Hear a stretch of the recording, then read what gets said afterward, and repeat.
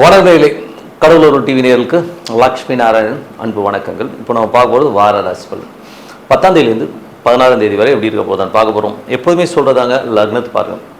உதாரணமாக ஒரு மகர லக்னம் விருச்சிக ராசினா நீங்கள் விருச்சிக ராசிக்கான பலன்களை பார்க்கறதோட மகர ராசிக்கான பலன்களை பாருங்கள், ரொம்ப பர்ஃபெக்டாக இருக்கும். முதல்ல வர்றது பொது பலன்கள். ஸோ அதுக்கப்புறம் தசாபுக்தி பலன்கள். உங்கள் ஜனனகால ஜாதகத்தில் என்ன தசாபுக்தி அந்தரங்கள் வருதோ அதை நோட் பண்ணி வச்சு அதை மிங்கிள் பண்ணி பாருங்கள், ரொம்ப பர்ஃபெக்டாக இருக்கும். வீடியோட எண்டில் டிப் ஆஃப் த வீக் இருக்குது, மறக்காமல் பாருங்கள். அதில் இந்த முறை பிரதோஷத்தை பற்றியும் அமாவாசை பற்றியும் நம்ம சொல்லியிருக்கோம், மறக்காமல் பாருங்கள். துலாம் ராசி. ஸோ துலாம் ராசியில் பார்த்தீங்கன்னா உங்களுக்கு ராசி அதிபதி சுக்கிரன். சுக்கிரன் பார்த்தீங்கன்னா 8ஆம் அதிபதி. அவர் 12 நீச்சமாக இருக்கும்பொழுது கொஞ்சம் ஸ்ட்ரெஸ்ஸஸால் நைட்டு தூங்காமல் மன உளைச்சல் ஆகிறதுக்கான வாய்ப்புகள் நிறைய இருக்குது. அதே நேரத்தில் அது சந்திரனுடைய சாரத்தில் இருக்கும்போது தொழில் ரீதியான விஷயங்கள், மாமியார் சார்ந்த உறவுகளால் நம்ம மன உளைச்சல் வர்றதுக்கான வாய்ப்புகள் கொஞ்சம் கவனமாக பார்த்துக்கணும். அதுக்கப்புறம் பார்க்கும்போது இந்த 2 மற்றும் 7ஆம் அதிபதியான செவ்வாய் பார்த்திங்கன்னா உங்களுக்கு 9இல் இருக்கும்போது சுப நிகழ்ச்சி சம்மந்தமான விஷயங்களாக கொஞ்சம் பிரயாணமரமான விஷயங்களுமே கண்டிப்பாக நடக்குங்க.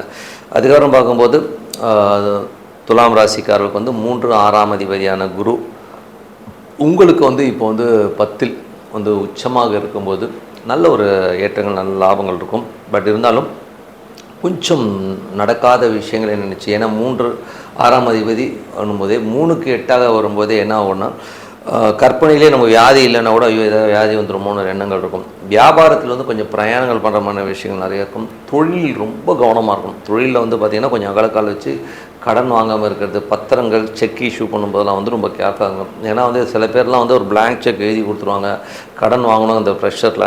அதுக்கப்புறம் அவன் ஃபில் பண்ணுறதை நினச்சிட்டு ஐயோ நான் இவ்வளோ வாங்கலேன்னு சொல்லிட்டு குய்யோ முறையாக நடிச்சுப்பாங்க. ஸோ அதனால் அந்த மாதிரி விஷயங்கள் கொஞ்சம் கேர்ஃபுல்லாக இருந்துக்கிறது ரொம்ப ரொம்ப நல்லது. அதுக்கப்புறம் துலா ராசிக்காரர்களுக்கு பார்த்திங்கன்னா உங்களுக்கு 4 மற்றும் 5ஆம் அதிபதியான சனி. அவர் பார்த்திங்கன்னா உங்களுக்கு 6இல் இருக்கும்பொழுது என்ன மாதிரி விஷயங்களை பண்ணுவார் அப்படின்போது வீடு சொத்துக்கள் ஏதாச்சும் லோன் போட்டு வாங்கலாங்கிற எண்ணங்கள் இருக்கும். பட் இருந்தாலும் கொஞ்சம் எமோஷனாக இருக்கிற மாதிரி ஃபீலே கண்டிப்பாக ஏற்படுத்துங்க. கொஞ்சம் எமோஷன்ஸ் இருக்கும். அதுக்கப்புறம் பார்த்திங்கன்னா உங்களது 5ஆம் அதிபதி 6இல் இருக்கும்போது குழந்தைகளோட வளர்ச்சி ரொம்ப சிறப்பாக இருக்கும். குழந்தைகள் பேச்சில் கொஞ்சம் பிடிவாதங்கள் இருக்கும். ஸோ அதை கொஞ்சம் பார்த்து அட்ஜஸ்ட் பண்ணி போகணும். உங்களுடைய 3, 6ஆம் அதிபதியான குரு 10இல் இருக்கும்போது கடன் சம்மந்தமான விஷயம் சிறப்பாக இருக்கும். தொழில் ரீதியான விஷயங்கள் கடன் கேட்டதிங்கன்னா கிடைக்கிறதுக்கான வாய்ப்புகள் எல்லாமே ரொம்பமாக இருக்கும். அதுக்கப்புறம் பார்க்கும்போது உங்களுக்கு 8ஆம் அதிபதியான சுக்கிரன் 12இல் நீச்சமாக இருக்கும்போது தேவையில்லாத ஒரு ஸ்ட்ரெஸ்ஸு, நடந்து முடிஞ்ச ஒரு ஸ்ட்ரெஸ்ஸை நினச்சி மைண்டில் போட்டுக்கிறது, தொழிலில் என்ன போடுமோ ஏது பண்ணணும் ஒரு பயங்கள் உருவாதுக்கான வாய்ப்புகள் நம்ம அதில் கொஞ்சம் அலர்ட்டாக இருந்துக்குங்க. ஏதாவது ஒரு பெரிய இன்வெஸ்ட்மெண்ட்டு சம்மந்தமான விஷயங்கள் இப்போ கேட்குறாங்கன்னா இப்போ கொஞ்சம் தவிர்த்துக்கிறது ரொம்ப நல்லது. ஏன்னா அது நம்மளை ஒரு மன உளைச்சலை கொடுத்துரும். அதனால் கொஞ்சம் பார்த்து இருந்துக்குங்க. ஏன்னா அந்த அக்ரிமெண்ட்டு கையெழுத்து செக் எல்லாமே கொஞ்சம் கேர்ஃபுல்லாக இருந்துக்கிறது ரொம்ப ரொம்ப நல்லது. அதுக்கப்புறம் பார்க்கும்போது உங்களுடைய 10ஆம் அதிபதியான சூரியனும் பார்த்திங்கன்னா உங்களுக்கு 9இல் இருக்கும்போது தொழில் ரீதியான விஷயங்கள் கொஞ்சம் அலைச்சல் இருக்கிறதுக்கான வாய்ப்புகள் இருக்கும். 11ஆம் அதிபதி 10இல் இருக்கும்போதே லாபங்கள் வரும், ஃப்யூச்சரில் வரும். பட் ஆனால் இப்போ நிறைய எஃபோர்ட் போடுற மாதிரி சூழ்நிலை கண்டிப்பாக இருக்குங்க. மற்றபடி என்னங்க இதுவரை 10 பொது பலன்கள். இப்போ பார்க்க தசாபதியும் துலா லக்னமாக சூரியன் தசம். சூரியன் 11ஆம் அதிபதி 10இல் இருக்கும்போது பெரிய லாபங்கள், பெரிய ஏற்றங்களுக்காக உழைப்பீங்க. ஸோ அதுக்கான விஷயங்கள் பின்னாலே ஒரு பெரிய லாபங்களை கண்டிப்பாக கொடுக்கும். துலா லக்னமாக சந்திர தசாபதியும் சந்திரன் 10ஆம் அதிபதி அவர் பார்த்திங்கன்னா உங்களுக்கு சிறப்பான விஷயங்கள், நல்ல ஏற்றங்கள், நல்ல லாபங்கள் கொடுக்கறதுக்கான வாய்ப்புகள் எல்லாமே ரொம்ப அற்புதமாக இருக்குது. துலா லக்னமாக செவ்வாய் தசாபதி. செவ்வாய் 2, 7ஆம் அதிபதி. அவர் பார்த்திங்கன்னா 9இல் இருக்கும்போது சுப நிகழ்ச்சிகள் சம்மந்தமான விஷயங்களுக்கு நிறைய பிரயாணமரமான சூழ்நிலை கண்டிப்பாக ஏற்படுத்தும். வியாபார ரீதியான விஷயங்களும் கொஞ்சம் அலைச்சல் இருக்கிறதுக்கான ஃபீலை கண்டிப்பாக கொடுக்குங்க. ஸோ துலா லக்னமாக இருந்து ராகு தேசம். ராகு பார்த்திங்கன்னா உங்களுக்கு 5ஆம் அதிபதி. ஸோ 5ஆம் அதிபதியான ராகு பார்த்திங்கன்னா கொஞ்சம் குழந்தைகள் விஷயம் கொஞ்சம் எமோஷன்ஸ், ஸ்ட்ரெஸ்ஸஸ், டென்ஷன்ஸ் வர்றதுக்கான வாய்ப்புகளும் கொஞ்சம் பார்த்து நடந்துக்கணும். அதுவும் செவ்வாயோடைய சாரத்தில் இருக்கும்போது சுப நிகழ்ச்சிகள் சம்மந்தமான விஷயம் சொந்தத்துக்குள்ளே பேசுகிறதுக்கான வாய்ப்பு. அது பேசும்போது கொஞ்சம் கவனமாக பேசுகிறது ரொம்ப ரொம்ப நல்லது. கோபதாபங்களுக்கு ஆளாகக்கூடாது, அவ்வளோதான், வேறு ஒன்றும் கிடையாது. அதுக்கப்புறம் பார்க்கும்போது துலா லக்னமாக குரு தேசாவது. குரு 3, 6ஆம் அதிபதி 10இல் தொழிலான விஷயங்கள் ஏதாவது கடன் கேட்டீங்கன்னா கிடைக்கிறதுக்கான வாய்ப்புகள் எல்லாமே ரொம்ப நல்லா இருக்குது. அதே நேரத்தில் கொஞ்சம் கவனமாகவும் கொடுக்கணும். கடன் வாங்குறதுக்கு முன்னாடி அது தேவையாங்கிறத யோசித்து வாங்குறது ரொம்ப ரொம்ப நல்லது. துலா லக்னமாக இருந்து சனி தசாபுத்தி அந்தரங்கள். சனி வந்து பார்த்திங்கன்னா உங்களுக்கு 4, 5ஆம் அதிபதி 6ல் இருக்கும்போது சொத்துக்கள் சம்மந்தமான விஷயங்களில் கொஞ்சம் லோன் வாங்குறது, வண்டி வாகனம் பழுது பார்க்குறது, இந்த மாதிரி விஷயங்கள்லாம் இருக்கும். குழந்தைகளோட வளர்ச்சி அற்புதமாக இருக்கும். பட் குழந்தைகள் பேசும்போது கொஞ்சம் பிடிவாதமாக பேசுகிற மாதிரி ஃபீலை கண்டிப்பாக கொடுக்கும்.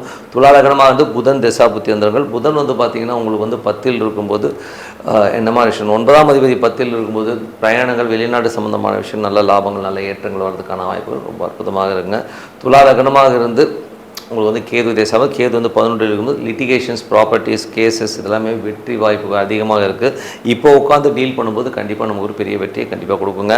துலா லக்னமாக வந்து சுக்கிர தசாபத்தின்னு சுக்கிரன் வந்து பார்த்திங்கன்னா உங்களுக்கு 12ல் நீச்சமாக இருக்கும்போது மன உளைச்சல் அதிகமாக இருக்கும். தந்தை சார்ந்த உறவுகளாலோ இல்லை வந்து பார்த்திங்கன்னா ஏதாச்சும் ஒரு ப்ரெஷரை வந்து மண்டையில் ஏற்றிட்டு நைட்லாம் தூங்காமல் ஐயோ என்னடா அது இப்படி ஆயிடுச்சுங்கிற ஒரு ஃபீலே கண்டிப்பாக இருக்கும். அதுவும் தொழில் ரீதியான விஷயங்களில் ரொம்ப ஜாகிரதையாகணும்.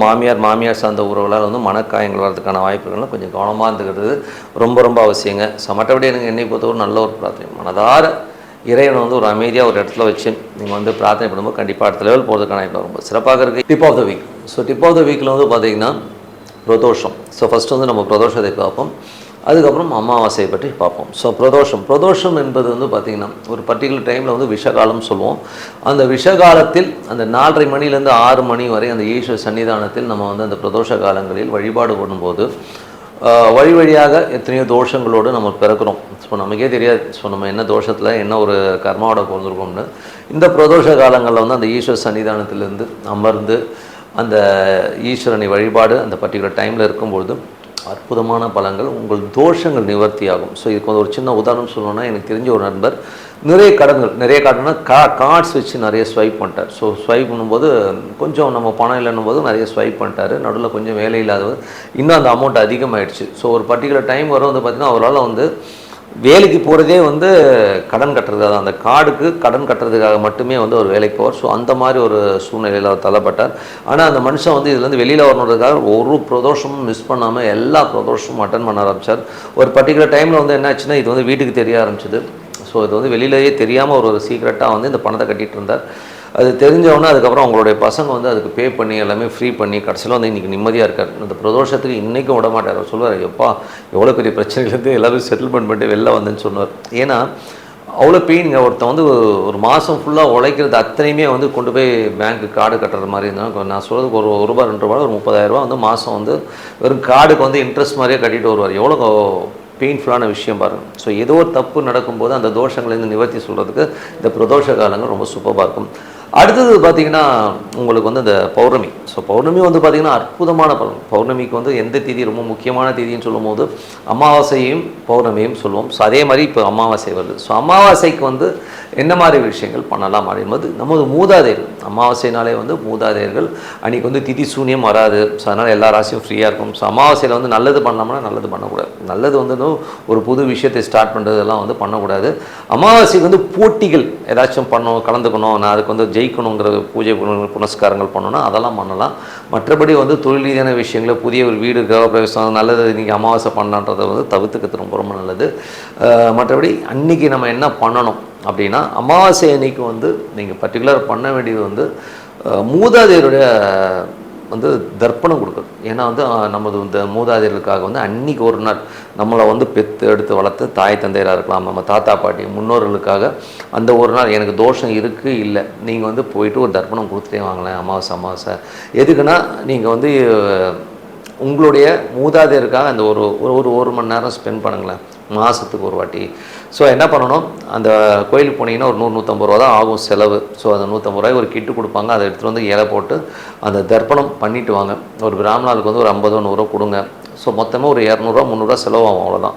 ஸோ அந்த 300 வந்து அங்கே போய்ட்டு தர்ப்பணம் பண்ணிவிட்டு வாங்க. உங்கள் லைஃப்பில் வந்து எவ்வளோ சேஞ்சஸ் வருது பாருங்கள். அதுவும் தர்ப்பணங்கிறது சும்மா அவர் வந்து ஏதோ மந்திரம் சொல்கிறார் நம்ம வந்து அப்படியே ரிப்பீட் பண்ணுறோம் அப்படிலாம் இல்லாமல் மனதார நம்ம வந்து அந்த விளக்கேற்றி அந்த தர்ப்பண இலை போட்டு அதெல்லாம் பண்ணும்போது நீங்கள் மனசால் வேண்டிக்கணும். என்ன வேண்டிக்கணும்னா, எங்கள் அப்பா அம்மா தாத்தா முப்பாட்டன் எனது வம்சாவழிகள் ஓகேங்களா, ஸோ இருக்கிறவங்க இதுக்கு முன்னாடி இருந்தவங்க ஏதாவது தப்பு தகராறு பண்ணியிருந்தாங்களோ, நாங்கள் ஏதாவது பாவம் செய்திருந்தால், எங்களால் ஒரு உயிர் வதை பண்ணியிருந்தால் வந்து எங்களை மன்னிச்சிருங்க அப்படின்னு சொல்லிட்டு எங்கள் தாத்தா பாட்டி முன்னோர்களை வந்து ஏதாச்சும் வழிபாடு குறைபாடுகளோ திதி குறைபாடுகளோ இருந்ததுன்னா மன்னிச்சிருங்க அப்படின்னு சொல்லிட்டு வணங்கி எங்களை வாழ்த்தணும்னு சொல்லி நீங்கள் வந்து உங்களுக்கு ஆத்மா இறைவனை சேர நான் பிரார்த்திக்கிறேன், என்னுடைய இந்த விஷயத்தை வந்து நீங்கள் ஏற்றுக்கோங்கன்னு சொல்லிட்டு நீங்கள் வந்து அன்னைக்கு வந்து பரிபூர்ணமாக அமாவாசை அன்னைக்கு வேண்டணும். ஸோ அப்படி வேண்டும்போது அற்புதமான பலன், சிறப்பான பலன்கள், உங்கள் லைஃப் வந்து டேர்னிங் பாயிண்ட் ஆகி ரொம்ப அடுத்த லெவல் போகிறதெல்லாமே ரொம்ப அற்புதமாகும்.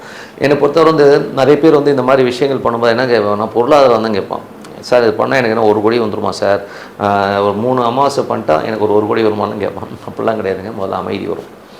அமைதிக்கிறது எவ்வளோ பெரிய விஷயம், நீங்கள் காசு கொடுத்தா கூட வாங்க முடியாது, ஓகேங்களா? எனக்கு தெரிஞ்ச எவ்வளோ பேர் வந்து 2 மணி 3 மணி வரை வந்து பல கோடீஸ்வரர்கள் வந்து பாரில் உட்காந்து சரக்கு அடிச்சுட்டு தூக்கம் வரலன்னு சொல்லிட்டு சுற்றிட்டு இருக்கவங்களாம் எனக்கு நல்லா தெரியும்.